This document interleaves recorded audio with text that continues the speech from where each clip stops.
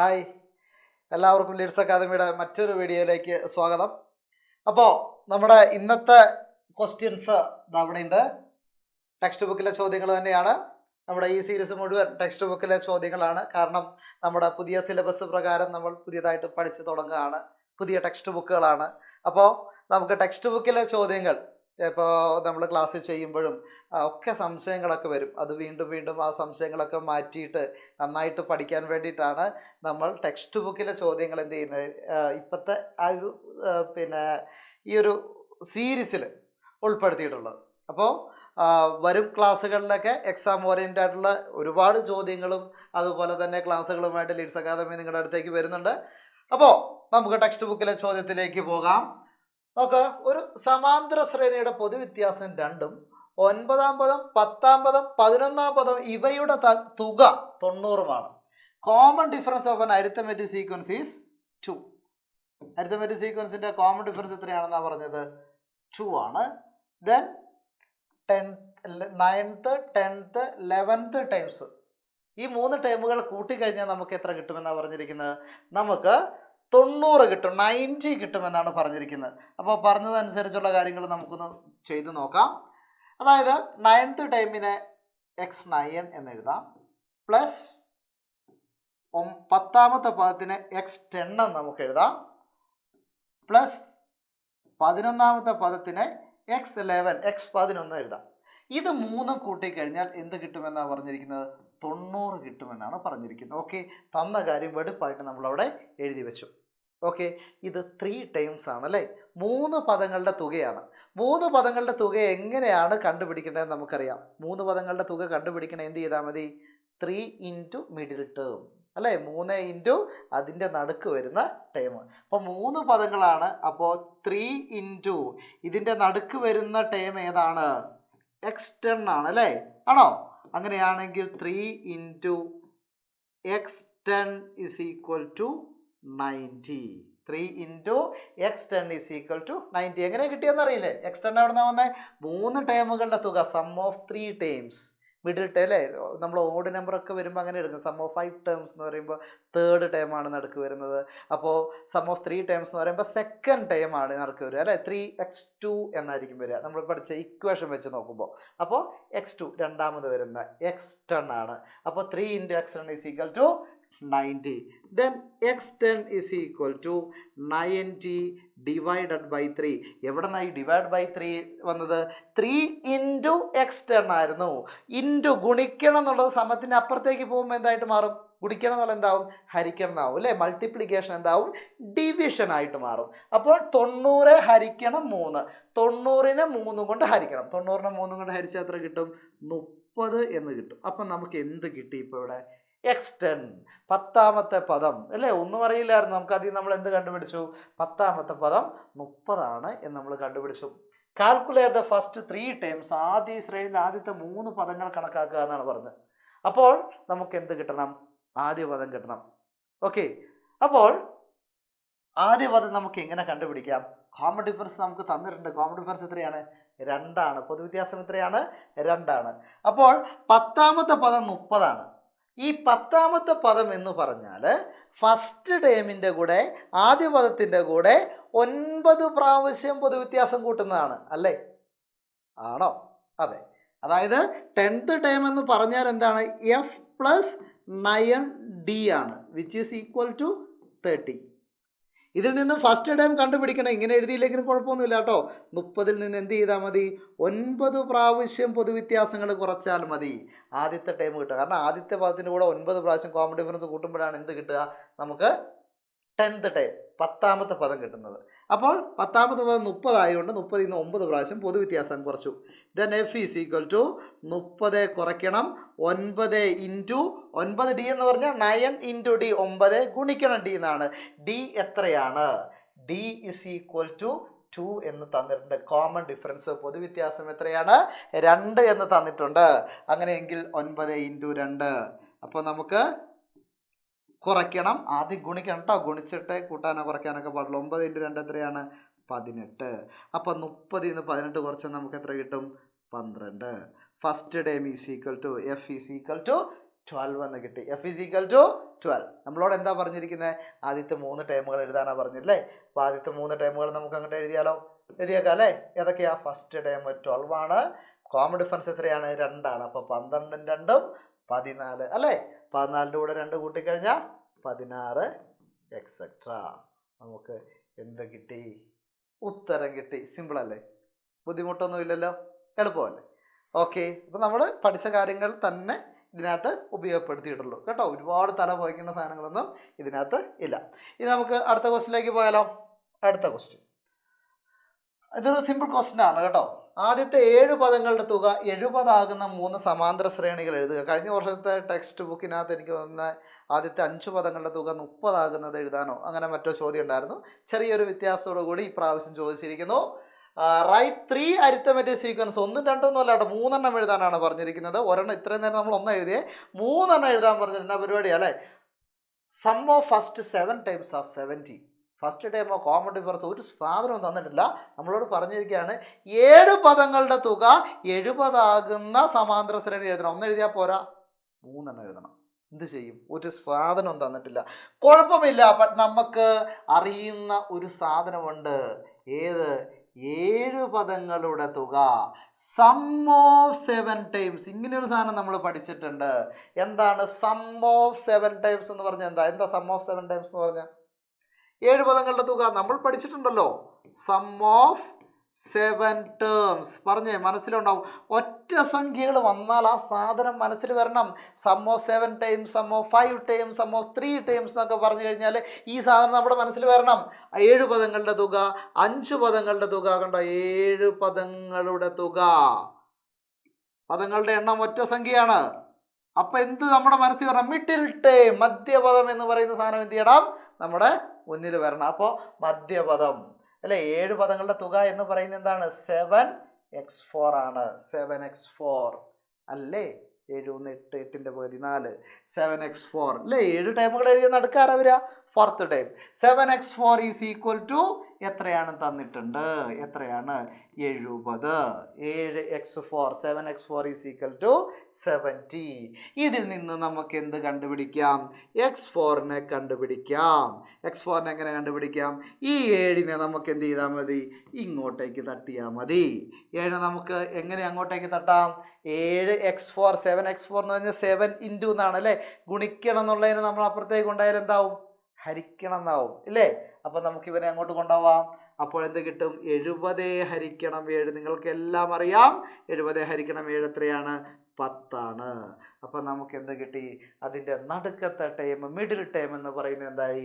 10 എന്ന് നമുക്ക് കിട്ടി. മിഡിൽ ടൈം 10 ആയാൽ മതി. അതുകൊണ്ട് എങ്ങനെയാണ് സാറേ സീക്വൻസ് എഴുതാന്ന്? ഇടോ അത് മാത്രം മതിയടോ. ഈ സാധനം കൊണ്ട് മാത്രം നമ്മൾ എന്ത് ചെയ്യും? സീക്വൻസ് എഴുതും. നമുക്ക് 4ാമത്തെ പദം നോക്ക് 1 2 3 4ാമത്തെ പദം 10.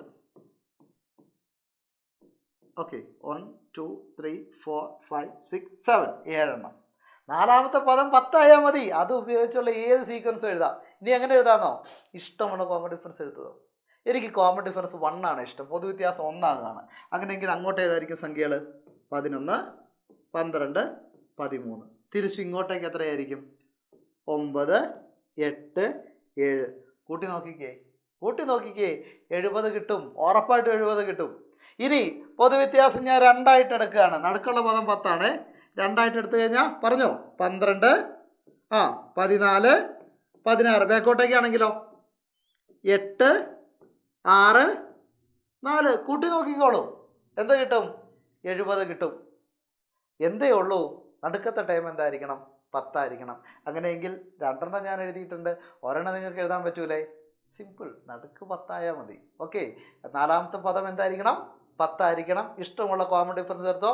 3 അല്ല 30 അല്ല 3 ലക്ഷമല്ല, ഈ ഇഷ്ടം പോലെ സീക്വൻസുകൾ നിങ്ങൾക്ക് എന്ത് ചെയ്യാൻ പറ്റും? എഴുതാൻ വേണ്ടി പറ്റും. അപ്പോൾ സംഭവം എളുപ്പമല്ലേ? കണ്ടോ? എളുപ്പമായിട്ട് വരുന്നില്ല, സംഗതിയൊക്കെ കുറേയും കൂടി എളുപ്പമാവുന്നില്ലേ? കുഞ്ഞു സാധനങ്ങളേ ഉള്ളൂന്നേ. നന്നായിട്ട് പഠിച്ചു കഴിഞ്ഞാൽ നല്ല സെറ്റായിട്ട് മാർക്ക് മേടിക്കാം. അപ്പോൾ അടുത്ത ചോദ്യത്തിലേക്ക് പോകാം. ഓക്കെ, അടുത്ത ക്വസ്റ്റ്യനിലേക്ക് വരുമ്പോൾ ഇതൊരു പ്രധാനപ്പെട്ട ക്വസ്റ്റ്യനാണ് കേട്ടോ.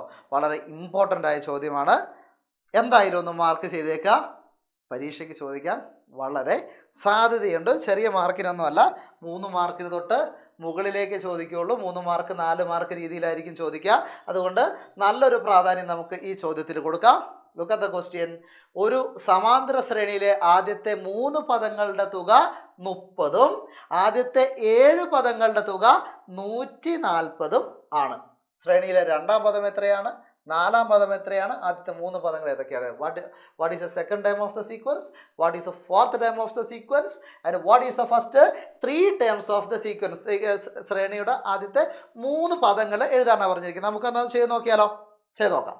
ഓക്കെ, അപ്പോൾ പറഞ്ഞിരിക്കുന്ന സാധനം വെച്ചിട്ട് നമുക്ക് എന്താണ് ചെയ്യാൻ പറ്റുക എന്നാണ് ആദ്യം നോക്കേണ്ടത്. പറഞ്ഞിരിക്കുന്ന കുഞ്ഞു കുഞ്ഞു കുറച്ച് കാര്യങ്ങളുണ്ടല്ലോ, അത് വെച്ച് എന്ത് ചെയ്യാൻ പറ്റും, അതാണ് നമ്മൾ നോക്കേണ്ടത്. നോക്കിക്കേ, വേറൊന്നും തന്നിട്ടില്ല, ഫസ്റ്റ് ടൈമും തന്നിട്ടില്ല. ഫസ്റ്റ് ക്ലൂ എന്താന്നിരിക്കുന്നത്? ആദ്യത്തെ 3 പദങ്ങളുടെ തുക, സം ഓഫ് 3 ടേംസ്. അയ്യോ, മാച്ച് കളഞ്ഞു അല്ലേ? ഓക്കെ, നോക്ക് എന്താണ് സം ഓഫ് 3 ടേംസ്, 3 പദങ്ങളുടെ തുക. നമുക്കത് എഴുതിക്കൂടെ? നമുക്കറിയാവുന്ന സാധനമല്ലേ ഇത്? സം ഓഫ് 3 ടേംസ്, 3 പദങ്ങളുടെ തുക, 3 പദങ്ങളുടെ തുക. 3 പദങ്ങളുടെ തുക നമുക്ക് എങ്ങനെ എഴുതാം? 3x2 അല്ലേ? 3 ടേമുകൾ ഉണ്ടെങ്കിൽ നടുക്ക് വരുന്നത് 2ാമത്തെ ആളാണ്. 3x2 ഇസ് ഈക്വൽ ടു തന്നിട്ടുണ്ട് 30. അപ്പൊ 3x2 എന്ന് എഴുതി. ഇവിടെ നിന്ന് ആരെ കണ്ടുപിടിക്കാം? നമുക്ക് x2നെ കണ്ടുപിടിക്കാൻ വേണ്ടി പറ്റും. അങ്ങനെയെങ്കിൽ x2 is equal to 30. 3 into x2 ആണ്. അപ്പോൾ 3നെ അപ്പുറത്തേക്ക് കൊണ്ടുപോയി എന്താവും? ഡിവൈഡ് ബൈ എന്നാവും. Divided by 3. 30നെ 3 കൊണ്ട് ഹരിച്ചാൽ നമുക്ക് എന്ത് കിട്ടിയടാ? നമുക്ക് എത്ര കിട്ടി? 10 എന്ന് കിട്ടി. കിട്ടിയോ? ഒന്നുമില്ലായ്മ നമ്മൾ 2ാമത്തെ ടൈം കണ്ടുപിടിച്ചില്ലേ? ഗ്രേറ്റ്. ഓക്കെ, അപ്പോൾ നമുക്ക് 10ാമത്തെ പദം കിട്ടി. സോറി, 10ാമത്തെ അല്ലോ, 2ാമത്തെ പദം കിട്ടി. നമ്മുടെ 1ാമത്തെ സബ് ക്വസ്റ്റ്യൻ ഒന്ന് നോക്കിയേ. What is the second time of the sequence? കണ്ടോ? അത് തന്നെയാണ് നമ്മൾ കണ്ടുപിടിച്ച് വെച്ചേക്കുന്നത്. 2ാമത്തെ പദം നമുക്ക് കിട്ടി. ഓക്കെ, ഇനി 2ാമത്തെ ക്ലൂ നോക്കാം. 2ാമത്തെ ക്ലൂ എന്താ പറഞ്ഞിരിക്കുന്നത്? ആദ്യത്തെ 7 പദങ്ങളുടെ തുക 140 ആണ്. ആദ്യത്തെ 7 പദങ്ങളുടെ തുക 140 ആണ്. 7 പദങ്ങൾ, സം ഓഫ് 7 ടൈംസ്, 7 പദങ്ങളുടെ തുക. എങ്ങനെ എഴുതാം നമുക്ക്? 7x4, 7x4 എന്ന് എഴുതാം. 7x4 എത്രയാണോ കിട്ടിയേക്കുന്നത്? 140 ആണ് കിട്ടിയത് അല്ലേ? 7x4 അല്ലേ? ആണോ? അല്ലേ? അപ്പോൾ ചോദ്യത്തിൽ അങ്ങനെയല്ലോ. യെസ്, 140. എനിക്ക് കൺഫ്യൂഷൻ ആയല്ലോ. ദെൻ ഇനി അതിൽ നിന്ന് 7x4 എന്നിട്ടുണ്ട്. ഇതിൽ നിന്ന് നമുക്ക് എന്ത് കണ്ടുപിടിക്കാം? x4 കണ്ടുപിടിക്കാം. x4 ഈസ് ഈക്വൽ ടു 140 എന്താണ്? ഗുണിക്കണം 7നെ അപ്പുറത്തേക്ക് കൊണ്ടുപോയി കഴിഞ്ഞാൽ എന്തായി? ഹരിക്കണം 7 അല്ലേ? ഈ 7 നമ്മൾ അപ്പുറത്തേക്ക് തട്ടി, അപ്പോൾ എന്തായി? ഹരിക്കണം 7 140നെ 7 കൊണ്ട് ഹരിച്ചാൽ 14 7 എത്ര പ്രാവശ്യം പോവും? 2 പ്രാവശ്യം. 2 7 14. അങ്ങനെയാണെങ്കിൽ 140 എത്ര പ്രാവശ്യം പോവും? 20 പ്രാവശ്യം പോവും. അപ്പോൾ ഫോർത്ത് ടൈം എന്ന് പറയുന്നത് എത്രയാണെന്ന് കിട്ടി? 20 എന്ന് കിട്ടി. 4ാമത്തെ പദം എത്രയാണെന്ന് കിട്ടി? 20 ആണെന്ന് കിട്ടി. ഇനി ആദ്യത്തെ 3 ടൈമുകൾ എഴുതാനാണ് പറഞ്ഞിരിക്കുന്നത്. ഇത് കുറച്ചും കൂടി എളുപ്പമാണ് കേട്ടോ. നമുക്ക് ഇപ്പൊ കിട്ടിയ സാധനങ്ങൾ ഇതൊക്കെയാണ്. ഞാനിവിടെ ഒന്ന് എഴുതി വെക്കാം, താഴെ തന്നെ എഴുതാം അല്ലേ? അതിൻ്റെതായ സ്റ്റെപ്പിൽ പോട്ടെ. അതായത് 2ാമത്തെ ടൈം സെക്കൻഡ് ടൈം എത്രയാണെന്ന് നമുക്ക് കിട്ടി? 10 ആണെന്ന് കിട്ടി. അതേപോലെ തന്നെ ഫോർത്ത് ടൈം 4ാമത്തെ പദം എത്രയാണെന്ന് കിട്ടി? 20 ആണെന്ന് കിട്ടി. ഇങ്ങനെ പൊസിഷനും ടൈമും കിട്ടിക്കഴിഞ്ഞാൽ ഇവിടെ നമുക്ക് ഗസ് അടിക്കാൻ പറ്റും കേട്ടോ. ഇത്രയും ചെയ്യേണ്ട ആവശ്യം, അല്ലാണ്ട് തന്നെ ആൻസർ എഴുതാം. ദെൻ അല്ലാതെയാണെങ്കിൽ നോർമൽ കേസിലിൻ്റെ സ്റ്റെപ്പ് ഇങ്ങനെയാണ്. പൊസിഷനും ടൈമും നമുക്ക് കിട്ടിയെങ്കിൽ, പദവും സ്ഥാനവും നമുക്ക് കിട്ടിയിട്ടുണ്ടെങ്കിൽ നമ്മൾ എന്ത് ചെയ്യും? നമ്മുടെ ഇക്വേഷൻ ഉണ്ട് അല്ലേ? D is equal to term difference divided by position difference. D സമം പദവ്യത്യാസം ബൈ സ്ഥാനവ്യത്യാസം, പദങ്ങൾ തമ്മിലുള്ള വ്യത്യാസം. 20 minus 10 divided by position difference 4 minus 2. 20 നിന്ന് 10 പോയി കഴിഞ്ഞാൽ 10, 4 നിന്ന് 2 പോയി കഴിഞ്ഞാൽ 2, 10 ഹരിക്കണം 2, 5 2 10. സോ നമുക്ക് ഡി കോമൺ ഡിഫറൻസ് എന്ന് പറയുന്നത് എത്രയായിട്ട് കിട്ടി? 5 എന്ന് കിട്ടി. ഇനി ശ്രേണി എഴുതുക. ശ്രേണി എഴുതാൻ എന്ത് ബുദ്ധിമുട്ടാണുള്ളത്? ഒരു ബുദ്ധിമുട്ടുമില്ല. ശ്രേണി എഴുതാം. എങ്ങനെ എഴുതാം? ഇങ്ങനെ എഴുതാം. സെക്കൻഡ് ടൈം 10 ആണ്. ഫസ്റ്റ് ടൈം എത്രയായിരിക്കും? കോമൺ ഡിഫറൻസ് 5 അല്ലേ? 5 കുറച്ചാൽ പോരെ? 10 ൽ നിന്ന് 5 കുറച്ചാ 5, 5, 10, 15, 20, 25 എക്സെട്ര. നമ്മൾ എത്ര വേണേലും എഴുതും. നമ്മളോട് 3 എഴുതാനേ പറഞ്ഞോളൂ. പകരം നമ്മളിവിടെ എന്ത് എഴുതി? 4 അങ്ങോട്ട് എഴുതിയിട്ടുണ്ട്. പോരെ, ധാരാളം. സിമ്പിൾ അല്ലേ? ബുദ്ധിമുട്ടൊന്നും ഇല്ലല്ലോ. ഓക്കെ, അടുത്ത ചോദ്യത്തിലേക്ക് പോയാലോ? നെക്സ്റ്റ് ക്വസ്റ്റ്യൻ നോക്കാം. ഓക്കെ, അടുത്ത ചോദ്യം. അപ്പോൾ ഇതും ഞാൻ പറഞ്ഞ പോലെ വളരെ ഇമ്പോർട്ടൻ്റ് ആയൊരു ക്വസ്റ്റ്യൻ ആണ്. ഞാനിത് ഇമ്പോർട്ടൻ്റ് ആണെന്ന് പറയാനൊരു കാരണമുണ്ട്. ഇതിന് മുന്നത്തെ പ്രാവശ്യം ടെക്സ്റ്റ് ബുക്ക് മാറിയപ്പോഴും അതിന് മുമ്പ് ടെക്സ്റ്റ് മാറിയപ്പോഴും ഒക്കെ ഈ ചോദ്യം അവിടെ അങ്ങനെ തന്നെയുണ്ട്. ഈ പ്രാവശ്യം മാറിയപ്പോഴും 11 അതേപടി ഉണ്ട്. അപ്പോൾ അങ്ങനെ തന്നിട്ടുണ്ടെങ്കിൽ ഈ സാധനം വളരെ ഇമ്പോർട്ടൻ്റ് ആയതുകൊണ്ടാണല്ലോ. അതെ, അപ്പോൾ സാധാരണ ഇത് പരീക്ഷയ്ക്ക് ചോദിക്കുന്ന 4 മാർക്കിൻ്റെ ചോദ്യങ്ങളാണ് കേട്ടോ. അപ്പോൾ ഇമ്പോർട്ടൻ്റ് മാർക്ക് ചെയ്ത് വെച്ചേക്കണേ. 4 മാർക്കിൻ്റെ ചോദ്യങ്ങളാണ്. ചോദ്യം നോക്ക്. ഒരു സമാന്തര ശ്രേണിയുടെ ആദ്യത്തെ 5 പദങ്ങളുടെ തുക 150. The sum of first 5 terms of an arithmetic sequence is 150 and the sum of the first 10 terms is 550. ആദ്യത്തെ 10 പദങ്ങളുടെ തുക 550 ആണ്. ശ്രേണിയുടെ 3-ാം പദം എന്താണ്? തേർഡ് ടൈം എത്രയാണ്? 8-ാം പദം എത്രയാണ്? 8th ടൈം എത്രയാണ്? ദെൻ ശ്രേണിയുടെ ആദ്യത്തെ 3 പദങ്ങൾ എന്തൊക്കെയാണ്? Write the first 3 terms of the sequence. അപ്പോൾ നമുക്ക് നേരത്തെ ചെയ്ത പോലെ തന്നിരിക്കുന്ന ക്ലൂ ഉപയോഗിച്ചൊന്ന് ചാമ്പി നോക്കാം. Sum of 5 terms. കണ്ട, സം ഓഫ് 5 terms നമുക്കറിയണ സാധനം. 5 പദങ്ങളുടെ തുക എന്താണ്? Some of 5 terms. 5 പദങ്ങളുടെ തുക എങ്ങനെ എഴുതാം? Sum of 5 terms. 5 പദങ്ങളുടെ തുക, 5 പദങ്ങളുടെ തുക എങ്ങനെ എഴുതാം? സം ഓഫ് 5 terms ആണ്. 5 പദങ്ങളുടെ തുക 5x3 അല്ലേ? 5 പദങ്ങളുടെ നടുക്ക് വരുന്നത് 3-ാമത്തെ ആളെ 1, 2, 3 3-ാമത്തെ ആളാണ് വരിക. 5x3 എത്രയാണ് തന്നിട്ടുണ്ട്? 5 പദങ്ങളുടെ തുക എത്രയാണ്? 150 എന്ന് നമുക്ക് തന്നിട്ടുണ്ട്. 150. അങ്ങനെയെങ്കിൽ ഇവിടെ നിന്ന് നമുക്ക് ആരെ കണ്ടുപിടിക്കാം? x3 കണ്ടുപിടിക്കാം. x3 ഈസ് ഈക്വൽ ടു ഈ 5നെ അങ്ങോട്ട് കൊണ്ടുപോയാൽ മതി. 150 ഗുണിക്കണം 5 ഇവിടെ വന്നപ്പോൾ എന്തായി? ഹരിക്കണം 5ആയി. ഇനി 150നെ എങ്ങനെ 5 കൊണ്ട് ഹരിക്കും? ബുദ്ധിമുട്ടൊന്നും വേണ്ട. 15ൽ 5 എത്ര പ്രാവശ്യം പോകും? 3 പ്രാവശ്യം. 0ൽ എത്ര പ്രാവശ്യം പോകും? 0 പ്രാവശ്യം. സോ ആൻസർ നമുക്ക് എത്ര കിട്ടും? 30 എന്ന് കിട്ടും. ഓക്കെ, അപ്പോൾ 1-ാമത്തെ സബ് ക്വസ്റ്റ്യൻ എന്തായാലും ഇത് തന്നെ ആയിരിക്കും അല്ലേ? ആണോ? What is the third time of the sequence? x3 എന്ന് പറഞ്ഞാൽ എന്താണ്? 3-ാമത്തെ ടൈമാണ്. അപ്പോൾ 3-ാമത്തെ പദം കിട്ടിയില്ലേ? 3-ാമത്തെ പദം എത്രയാണ്? 30. x3 is equal to 30. കിട്ടിയോ? കിട്ടി. ഇനി അടുത്ത നോക്കിയേ. What is the 8th time of the sequence? 8-ാമത്തെ പദം. ഓഡ് നമ്പർ ആണെങ്കിൽ സാറേ നമ്മളൊരു അലക്കൊക്കെ അലക്കിയാനേ. പക്ഷേ ഈ 8-ാമത്തെ പദം എന്ന് പറയുമ്പോൾ നമ്മൾ എന്നാ ചെയ്യാനാ അല്ലേ? 8-ാമത്തെ പദം ഇപ്പം എന്ത് ചെയ്യും? എങ്ങനെയാണ് നമ്മൾ ഇനിയിപ്പോൾ ഒരു 8-ാമത്തെ പദം കണ്ടുപിടിക്കുക? ലിസൺ, ഞാൻ മനസ്സിലാകാൻ വേണ്ടി മാത്രം ഈ സാധനം കുറച്ച് ലെങ്തി ആയിട്ട് എഴുതുകയാണ്. പരീക്ഷയ്ക്ക് എഴുതുമ്പോൾ ഒന്ന് ഇത്രയും ലെങ്തി ആയിട്ട് എഴുതണ്ട കേട്ടോ. അപ്പോൾ ഒന്ന് ശ്രദ്ധിക്കണേ. 10 പദങ്ങളുടെ കാര്യം പറഞ്ഞിട്ടുണ്ട്. ഇതിനു വേണ്ടി മാത്രമാണ് സാർ ഇങ്ങനെ എഴുതുന്നത് കേട്ടോ. നിങ്ങൾ ഇത്ര എഴുതേണ്ട ആവശ്യമില്ല. x1 plus x2 plus x3 plus x4 plus x5 plus x6 plus x7 plus x8 plus x9 plus x10. അതായത് 1-ാമത്തെ പദവും 2-ാമത്തെ പദം 3-ാമത്തെ പദം 4, 5, 6, 7, 8, 9, 10 വരെയുള്ള സംഖ്യകൾ ഞാൻ കൂട്ടി വെച്ചേക്കുവാണ്. ഓക്കെ, അതിലൊരു കാര്യം പറഞ്ഞിട്ടുണ്ട്. എന്ത് കാര്യമാണ് പറഞ്ഞിട്ടുള്ളത്? ആദ്യത്തെ 5 പദങ്ങളുടെ തുക എന്ന് പറയുന്നത് എത്രയാണ്? 150 ആണ്. ആദ്യത്തെ 5 പദങ്ങളുടെ തുക എന്ന് പറയുന്നത് 150 ആണ്. പിന്നെ ഒരു കാര്യം കൂടി പറഞ്ഞിട്ടുണ്ട്. ആദ്യത്തെ 10 പദങ്ങളുടെ തുക, അതായത് ഇവിടം തൊട്ട് ഇവിടം വരെയുള്ള സംഖ്യകൾ കൂട്ടിക്കഴിഞ്ഞാൽ എത്ര കിട്ടും? എത്ര കിട്ടുക? 550 ആണ്. 550 കിട്ടുമെന്ന് പറഞ്ഞ് 550 കിട്ടുമെന്ന് പറഞ്ഞിട്ടുണ്ട്. അങ്ങനെയെങ്കിൽ ഞാൻ ചോദിക്കട്ടെ, ഇവിടെ നോക്കിക്കേ.